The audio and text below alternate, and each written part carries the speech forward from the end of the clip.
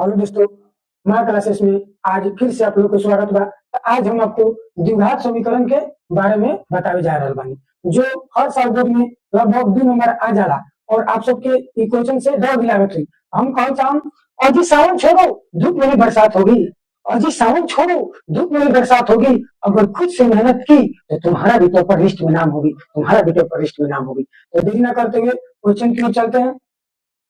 Question है, उस द्विघात समीकरण को ज्ञात कीजिए जिसका मूल 3 और 4 है। क्या बोला है?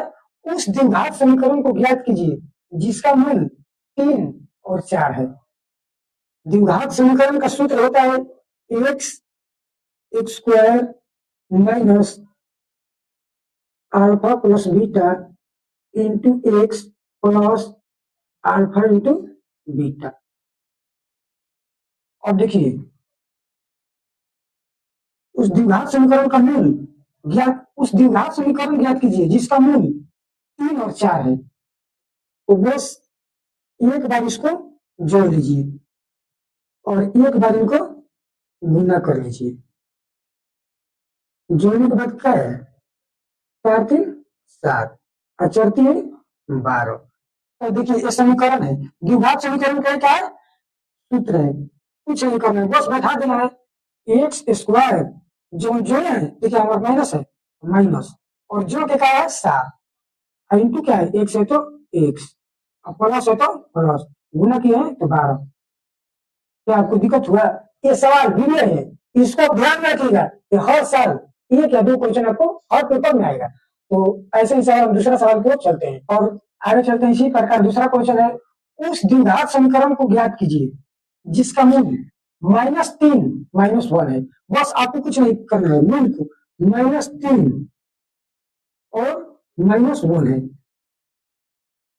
एक बार जोड़ लीजिए और एक बार गुना कर लीजिए।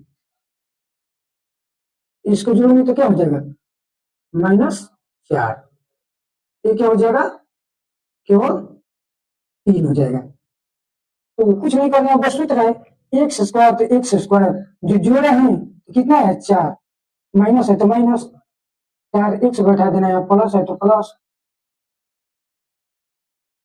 यहाँ देखिए माइनस है और यही भी माइनस है, सूत्र में माइनस है, माइनस माइनस क्या हो जाएगा? प्लस। तो यहाँ क्या होगा?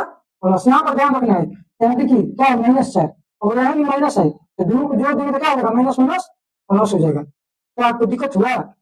ये सवाल हर साल बोर्ड में 1 या 2 क्वेश्चन आ ही जाता है। और अगले सवाल आपको दे रहे हैं जिसको आपको कमेंट में जवाब देना है। अगला सवाल है, उस द्विघात समीकरण को ज्ञात कीजिए जिसका मूल -3 और 2 है।